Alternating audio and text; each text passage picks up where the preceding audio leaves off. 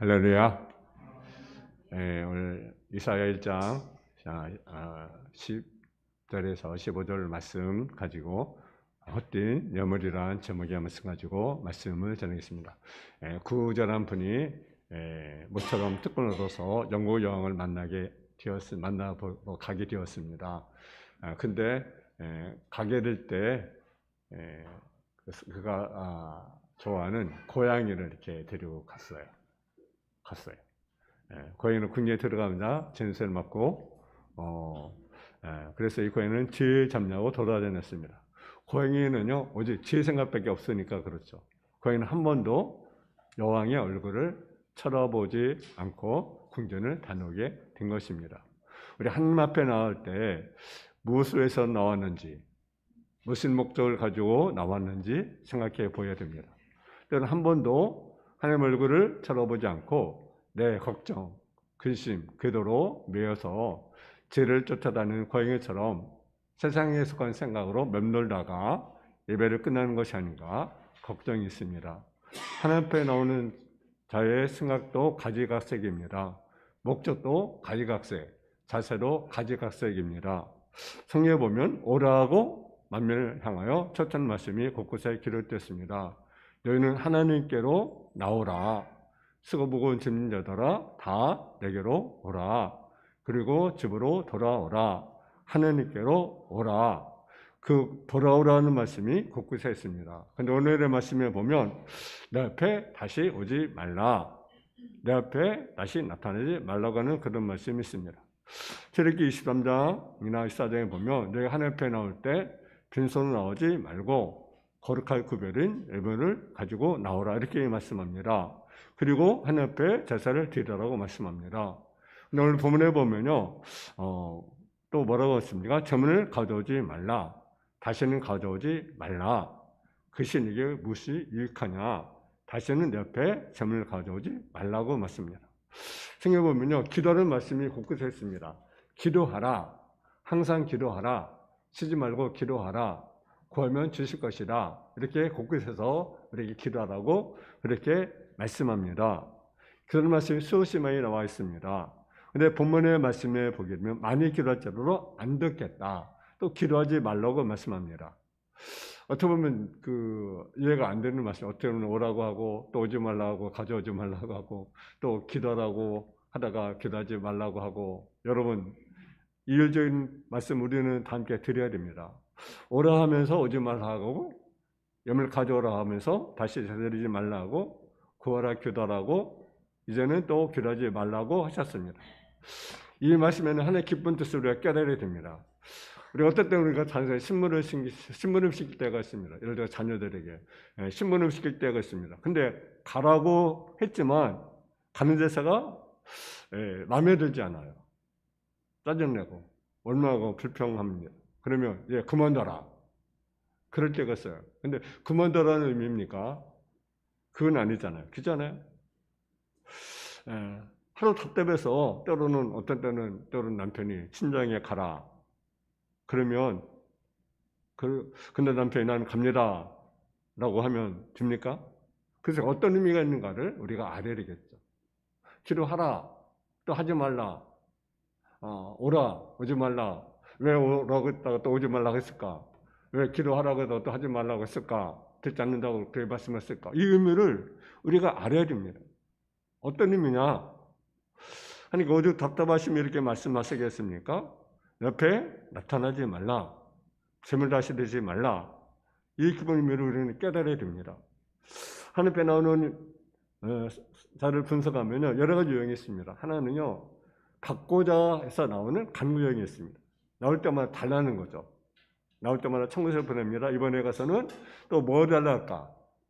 그래서 이렇게 주십시오. 주세요. 기도도 주세요. 스스로 일관된 예배의 자세가 있습니다. 그래서 기도도 찬양도 전부 주세요. 이런 일 합당치 않습니다. 또 어떤 행위 있습니까? 명상형이 있습니다. 교회 나오는 것은요, 감정선을 위해서 혹은 교양을 또 삼아 시향 삼아 나와서 잠만 잘 때부터 눈 감고 조용히 묵상하면서 자기 마음을 달래고 수행하려고 하는 그런 자들이 없지 않아 있습니다. 또 한 가지는 그저 나오는 사람. 다시 말하면 습관형의 성도가 있습니다. 기계형. 그러니까 예배 시간이니까 나온 거예요. 안 나오자니 꺼림직하고 나오자니 별것도 아니고 그러다 보니까 어떻습니까? 처음부터 나올까 말까 생각합니다. 안 나오면 뭔가 마음이 안 드는 것 같고 일단 불안합니다. 또 나와봐도 별것이 없다고 느낍니다. 부모로부터 신앙을 물려받은 사람들이 되게 그렇습니다. 이럴 때 그런 특별한 자기 체험이 없기 때문에 부모 손에 끌려서 들락날락 하던 그 걸음이 나가는 거지 이렇다 무엇이 없습니다. 감격도 없습니다. 그래서 신앙생활이 타성에 젖어 있는 거죠. 그러니까 예배 시간이니까 나오는 거죠. 오늘도 주일이구나. 그러니까 지금 나가는 거예요. 나오는 거예요. 그냥 습관적으로 나오는 그런 성도가 있습니다. 또 하나는요, 드리고자 하는 마음에서 나오는 성도가 있습니다. 마음은 좋습니다. 근데 이것도 문제가 없다는 것이죠. 이것은 공로형입니다. 그래서 자기 일을 자랑하기 위해서 나오는 거죠. 이 사람 교회에 나오는 자체, 나오고 들어가고 하는 자세를 공론화하고 있습니다. 순례자의 고행처럼 이렇게 다님으로써 이 공로가 축적되어 축복이 주어진다고 믿습니다. 그래서 기왕이면 먼 데서 나와야 되고 차 타고 나오는 것보다는 걸어서 나오는 것이 더 하나님 받으신 것 같은 생각을 갖습니다. 기도도 어떻습니까? 한두 마디 해가지고 안 되니까 좀 더 많이 해야 되지. 그래서 금식도 해보고 또 철야도 해보고 또 집중해서 기도를 합니다. 물론 하나님은 오래 기도하기를 원하십니다. 자주 만나서 기도를 원하십니다. 근데 중언부언하는 기도 하나님은 받지 않습니다. 이방 사람들은 기도를 많이 해야 하나님 될 줄 아는데 그 이방적인 생각입니다. 하나님이 우리의 기도를 들으십니다. 우리의 마음을 아십니다. 우리의 손을 아십니다. 우리가 무엇이 필요한지 어떤 문제를 가지고 있는지 하나님은 다 아십니다. 그러니까 우리는 우리의 뭘 드립니까? 우리의 마음, 우리의 중심을 하나님께 올려드려야 합니다. 하나님, 내 마음이 이렇습니다. 그러면서 중심을 내가 짧은 기도든 긴 기도든 내 마음을 다해서 주님께 올려드리는 그런 기도를 드릴 때 하나님은 그 기도를 받으십니다. 여러분, 열왕기상에 보면 18장에 보면 그 엘리야의 기도를 우리가 보게 됩니다. 이방 신의 성령자들의 기도를 보게 됩니다. 근데 누구의 기도를 응답하셨습니까? 하루 종일 바알이야 하면서 응답해달라고 부르는 그들의 기도를 들으셨습니까? 아닙니다. 누구의 기도를 들으셨습니까? 일에 단 한 마디의 기도. 그 기도 하나님은 별로 응답을 하셨습니다. 그럴 때 하나님 앞에 나오는 그 자체를 공로화되는 것은 아름답지 못한 생각입니다. 로마 사람들의 옛날 기록에 하면 6월절에 되면요, 이스라엘 백성들은요 제사를 많이 드렸습니다. 어느 날은 하루에 18마리의 양을 제사로 드렸습니다. 여러분, 하루에 18만 마리 양을 잡는 것이 여러분 쉽습니까? 그만큼 제사를 중요시 여겼어요. 또 그것이 어떤 구원에 대한 방편으로 생각을 했습니다. 역사가 요셉도 이렇게 이 장면을 묘사합니다. 피가 강과 같이 흘렀다. 한 자리에서 양을 그렇게 많이 잡습니다.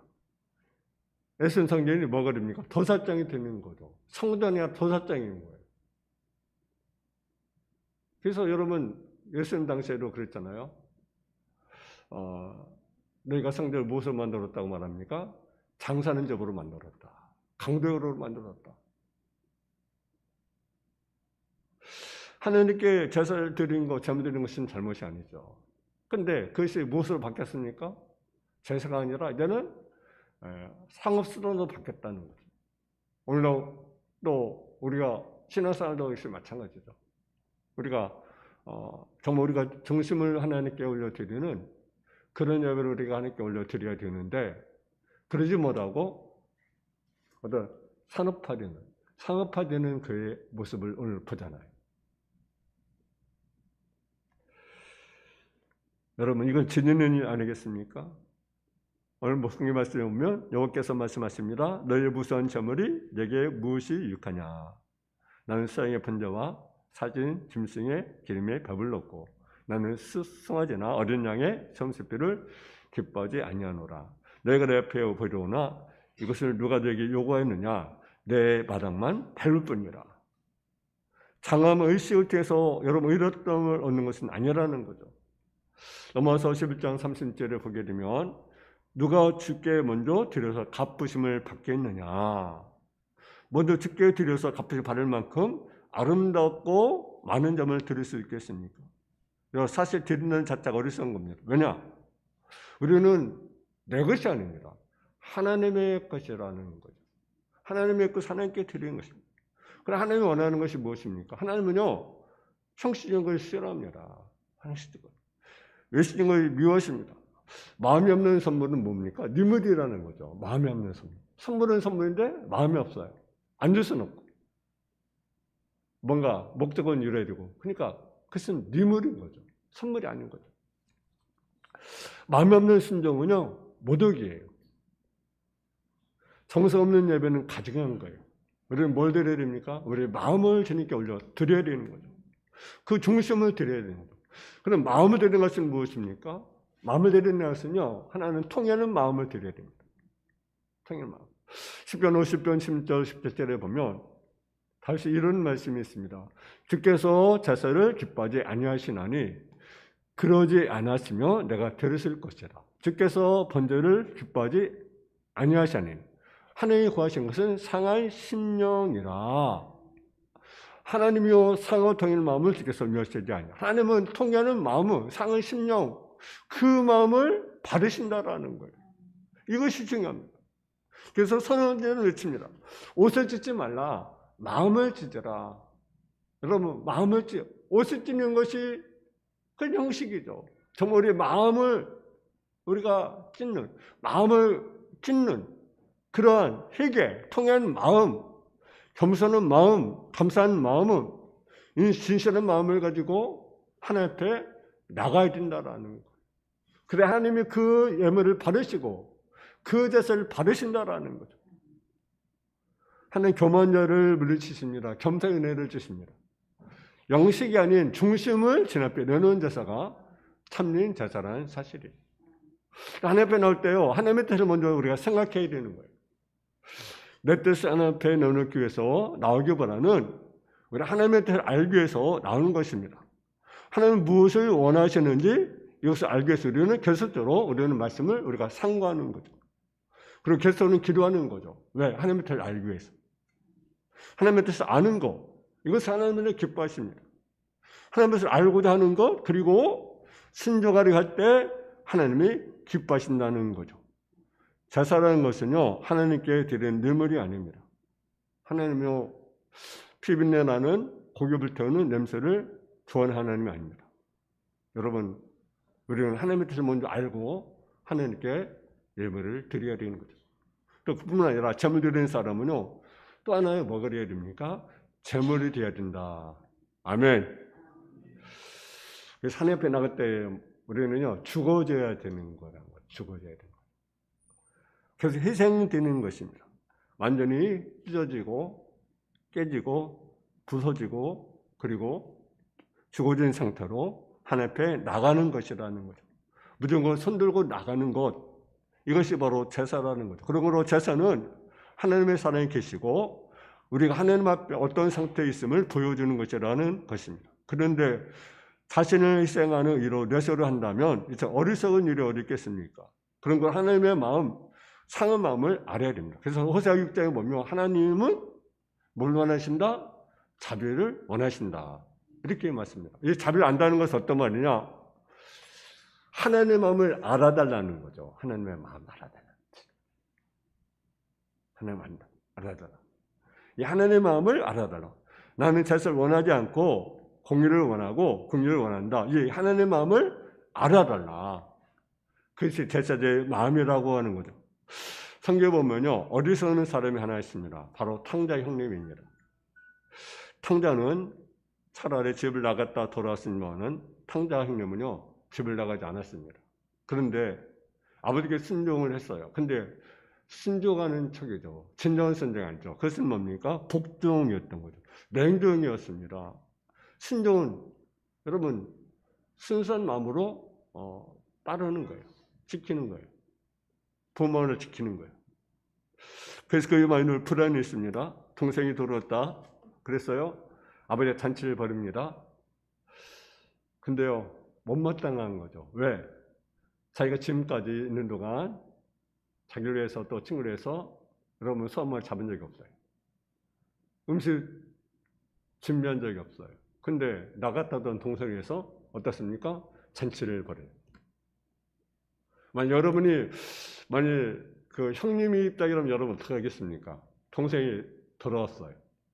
그 돈을 재산을 다 낭비하고 돌아왔어요. 그럼 여러분 어떻습니까? 기쁠 것 같아요? 아니면 어떨 것 같습니까? 저는 안 좋겠죠, 그죠? 아마 저도 아마 그랬을 것 같아요. 그래서 불만이죠. 이런 순종하면 집어치우라고 할 수밖에 없는 거죠. 여러분 자원한 마음, 감사한 마음을 담아 순종해야 하나님 기뻐하는 것 아니겠습니까? 근데요, 그러니까 누구의 마음을 알아야 됩니까? 그러려면 아버지의 마음을 알아야 되는 거죠. 그렇잖아요.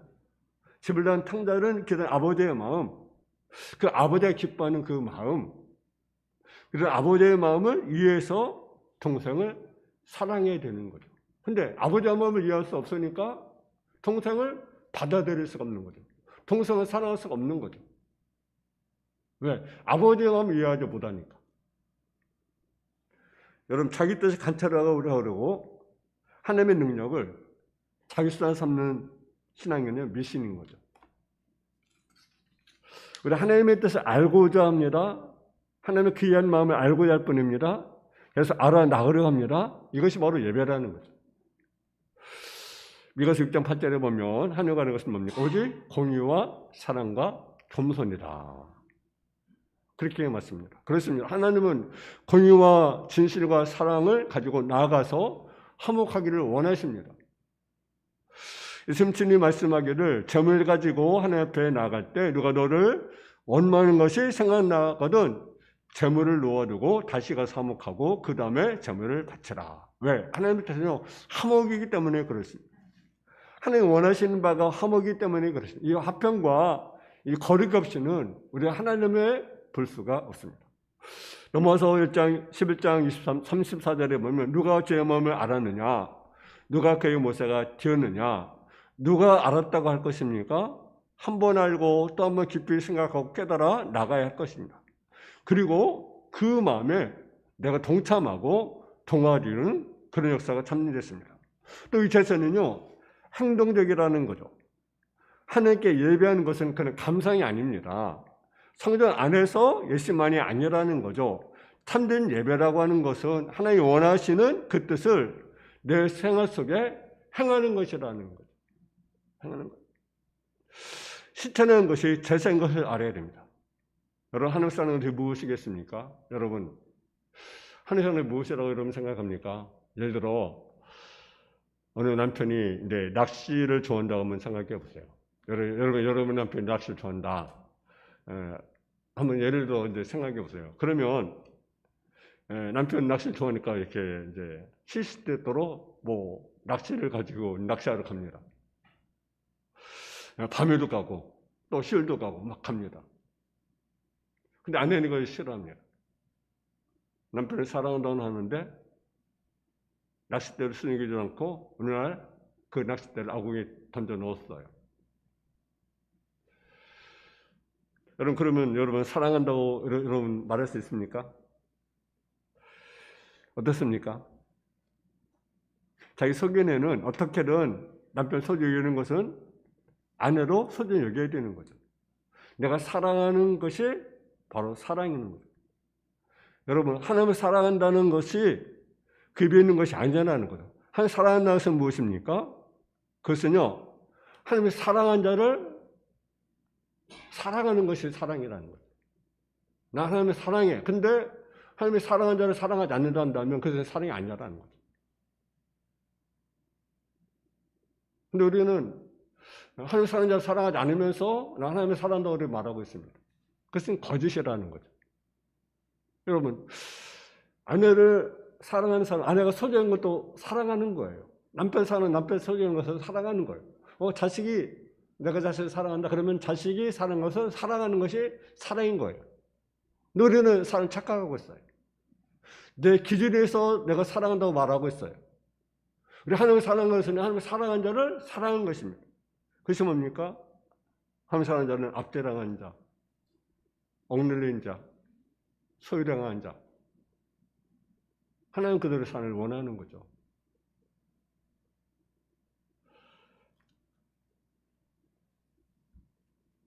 그것이 진정한 사랑 아니겠습니까? 그리스도를 위해서 죽으신 자를 나도 사랑해야 된다라는 거죠. 그리스도를 위해서 죽으신 자를 위해서 나 또한 죽어져야 된다라는 거죠. 하나님의 마음을 사랑하고 그리스도의 눈으로 이웃을 불쌍히 여기고 그리스도의 손으로 선을 행하고 그리스도의 마음으로 원수를 사랑해야 된다라는 거죠. 이것이 참 대체인 거죠. 이 마음과 이 행위 자체가 산제사라는 거죠. 통연한 마음, 가장 깊은 겸손, 그리고 그 겸손을 항상 진실한 감사, 눈물로 감사는 그 감사, 그리고 그리스도의 마음으로 사랑하는 사랑 행동, 이 행위 자체가 바로 뭡니까? 제물이라는 거죠. 내가 하나님을 사랑합니다 라고 말하면서 우리는 어떻습니까? 하나님 사랑하는 자를 우리는 사랑합니까? 나 이익되는 사람,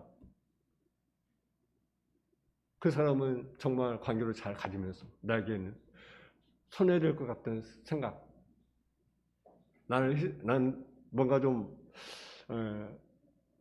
관계를 가지면 내게 손해된 것 같다고 생각하는 것은 끊어버리는 그러한 모습이 아닌지, 계산적인 모습은 아닌지 우리는 돌아봐야 되는 거죠.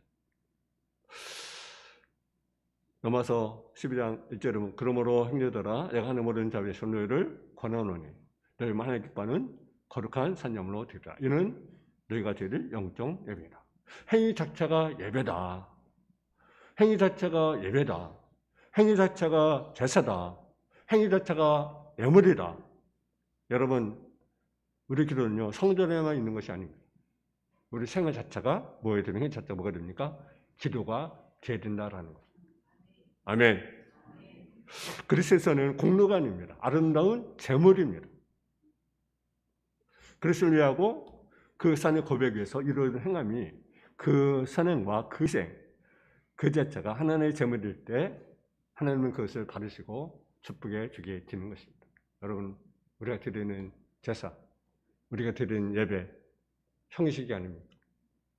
마음이 없는 외식, 형식, 그것이 아닙니까? 이 형식을 버리고 우리의 중심을 드리는, 우리의 마음을 드리는, 우리의 정말 옷을 찢는 것이 아니라 우리의 마음을 찢는 그러한 예배, 그런 제사를 드리는 저 여러분 다 되어지기를 주님의 이름으로 축원합니다. 사랑하는 아버지 하나님, 은혜와 사랑을 감사함을 드립니다. 우리가 드리는 제사가, 우리가 드리는 예물이 헛된 예물이 아닌가, 헛된 제사가 아닌가 들어보기를 원합니다. 우리의 마음을 드리는, 우리의 중심을 드리는, 사랑의 마음으로 드리는 예배, 사랑의 마음으로 드리는 예물 드릴 수 있도록 주여 도와 주옵소서. 내가 정말 하나님을 사랑하는 것이 말로만이 아니라 하나님 사랑하는 자를 또 사랑할 수 있는 그러한 성도의 삶의 모습이 되어질 수 있도록 주여 도와 주옵소서. 예수님의 이름으로 기도했습니다. 아멘.